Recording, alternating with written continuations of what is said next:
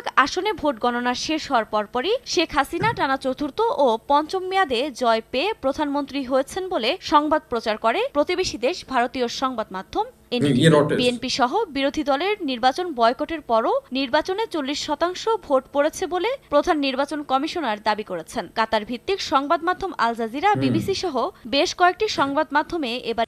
अस्सलाम वालेकुम व्यूअर्स, मैं हूं एहसान खान और आप देख रहे हैं हमारा यूट्यूब चैनल एहसान रिएक्शन विद एहसान। व्यूअर्स, बहुत बड़ी न्यूज़ है। दुनिया के बड़े बड़े मीडिया आउटलेट्स, न्यूज़ पोर्टल ने बांग्लादेश के इलेक्शन को कवर किया है और बड़े बड़े न्यूज़पेपर में आपके सामने उनके नाम रख देता हूं, जो न्यूज़ पोर्टल हैं जिनका दुनिया में बड़ा नाम है, जिनको दुनिया के बड़े बड़े जनाबे वाला जो दानिश्वर है ना, मुसन्निफ, दानिश्वर और राइटर्स, वो इस न्यूज़ पोर्टल को देखते हैं, पढ़ते हैं। उनने बांग्लादेश का जो इलेक्शन है वो कवर किया है और बांग्लादेश के इलेक्शन को मेन पेज पर उसको लिखा भी है, उनकी टीमें भी आई हैं। लेकिन मैं आपको बताऊंगा उन्होंने कहा क्या है। इसके ऊपर हमारे पास एक वीडियो क्लिप भी है, वो भी हम देखेंगे बांग्लादेशी मीडिया का। लेकिन अब मैं आपके सामने रखता हूं बीबीसी, फिर जनाब यूके के जो न्यूज़पेपर हैं, जो न्यूज़ पोर्टल है, उसमें राउटर्स भी आ जाता है, उसमें दी गार्डियंस भी आ जाता है। जनाबे वाला इंडिया से देखें कि हिंदुस्तान टाइम ने भी लिखा है, फिर चाइना से भी, फिर रशिया के मुख्तलिफ न्यूज़पेपर मीडिया आउटलेट्स ने भी लिखा है। इसी तरह द इकोनॉमिस्ट है, फिर वॉल स्ट्रीट जर्नल है, इसी तरह न्यूयॉर्क टाइम है। इन सब ने, फिर अरब न्यूज़, गल्फ कंट्रीज में आप देखें कि अरब न्यूज़ ने भी इसको बहुत डीपली लिया है। और फिर आप देखें कि कतर का अल जजीरा बहुत बड़ा मीडिया सेल है, आपको पता है, बहुत बड़ा न्यूज़ पोर्टल है, दुनिया भर में उसका बड़ा नाम है। फ़लस्तीन और इजराइल की जंग भी वही देखें किसी तरह से कवर कर रहे हैं। उनके बहुत सारे जो रिपोर्टर्स हैं वो वहाँ पर शहीद भी हो चुके हैं। लेकिन जो कतर है, कतर का जो अल जजीरा न्यूज़ पोर्टल है, उसकी जो वो कहते हैं ना कि आज़ादाना एक सहाफ़त होती है, वो जारी और सारी है। लेकिन आप बांग्लादेश को कवर कर रहे हैं। आप देखेंगे बांग्लादेश को कवर करना, इसका मतलब ये हो गया कि दुनिया बांग्लादेश को कितना करीब से देख रही है और कितना गहरी नजरों से देख रही है। और बांग्लादेश कोई ये ना समझे कि छोटा सा मुल्क है, इसकी कोई अहमियत नहीं है। बांग्लादेश दुनिया की फास्टेस्ट ग्रोइंग इकॉनमी है, इसीलिए जो अमेरिका है उसको नजर आ रहा है कि ये हमारी आंखों में आंखें डाल रहा है और ये कल को हमें चैलेंज भी कर लेगा और ये एशिया का टाइगर है और फिर ये चाइना को बीट करता हुआ नजर आ रहा है, जिस तरह से एक्सपोर्ट्स कर रहा है। अब नाज़रीन, आप देखें कि इतने बड़े न्यूज़ पोर्टल ने बांग्लादेश के बारे में कुछ लिखा है, वो मैं आपको बता देता हूं। उन्होंने कहा है कि उनके एक तो मेन पेज के ऊपर इसको कवर किया गया है और फिर उन्होंने कहा है कि जो बांग्लादेश में इलेक्शन हुआ है, शेख हसीना 1 2 3 4 चौथी बार लगातार वो वजीर आजम बन रही है, एक रिकॉर्ड बना दिया है।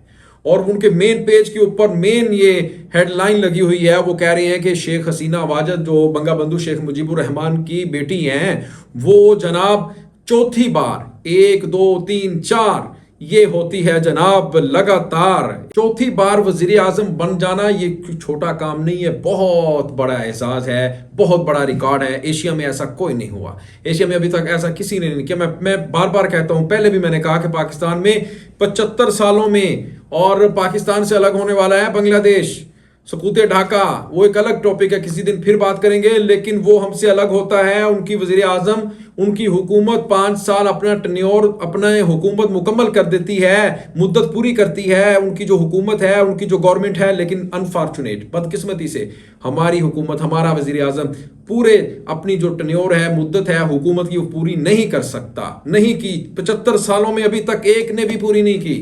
क्या वजह है?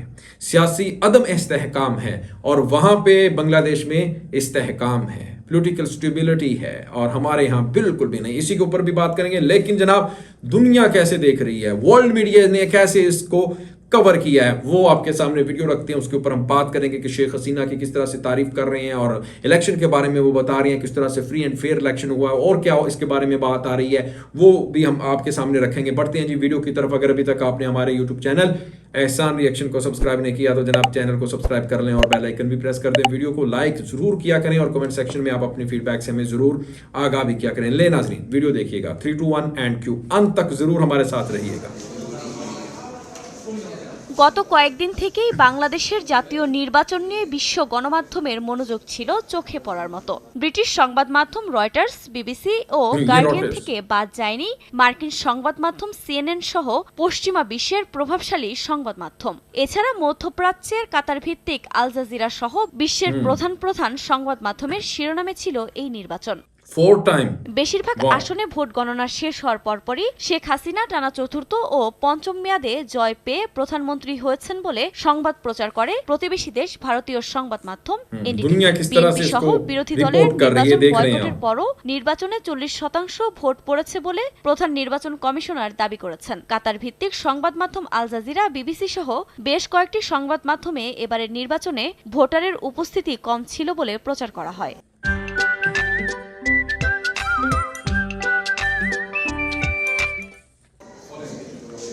ভোটের দিনও বাংলাদেশ ভারত সুসম্পর্কের বিষয়টি তুলে ধরেছে ভারতীয় একাধিক গণমাধ্যম। একই সঙ্গে নির্বাচনের স্বচ্ছতা নিশ্চিতে বিদেশি পর্যবেক্ষকদের ভোট পর্যবেক্ষণের খবরও প্রকাশ করা হয়। আফরিন মৌ, সময় সংবাদ। আন্তর্জাতিক গণমাধ্যমের আলোচনায় বাংলাদেশের দ্বাদশ জাতীয় সংসদ নির্বাচন। রোববার থেকে New York Times, Al Jazeera, BBC, the গার্ডিয়ানের মতো শীর্ষস্থানীয় সংবাদ মাধ্যমগুলোর শিরোনাম বাংলাদেশ।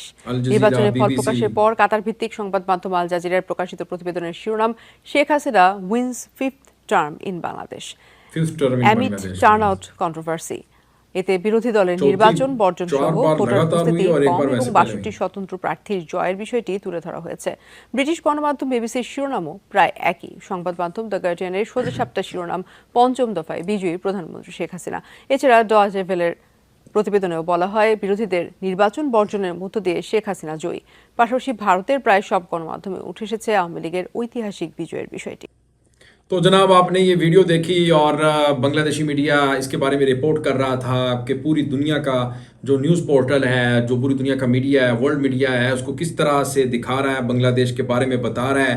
और चौथी बार लगातार वज़ीर आज़म बन रही हैं, 5th बार वो उन्होंने ये इलेक्शन जीता है। इससे पहले एक बार वो जीत चुकी हैं और ये उन्होंने एक किस्म का रिकॉर्ड बना दिया है। और एशिया में इस तरह की कोई एक लेडी जो लीडर है, मुझे नहीं लगता कोई नज़र आएगी आपको। ये भी अपने तय मैं समझता हूँ कि साउथ एशिया में बहुत बड़ा रिकॉर्ड बना दिया है शेख हसीना वाजिद ने। और वो जो न्यूज़ पोर्टल हैं वो ये भी कह रहे हैं कि फ्री एंड फेयर इलेक्शन हुआ है, ऑपोजिशन ने पार्टिसिपेट नहीं किया, उन्होंने बाइकआउट किया है इस इलेक्शन का, जिसकी वजह से जो टर्न आउट है वोटर्स का वो बहुत ही लो रहा है, बहुत ही कम रहा है।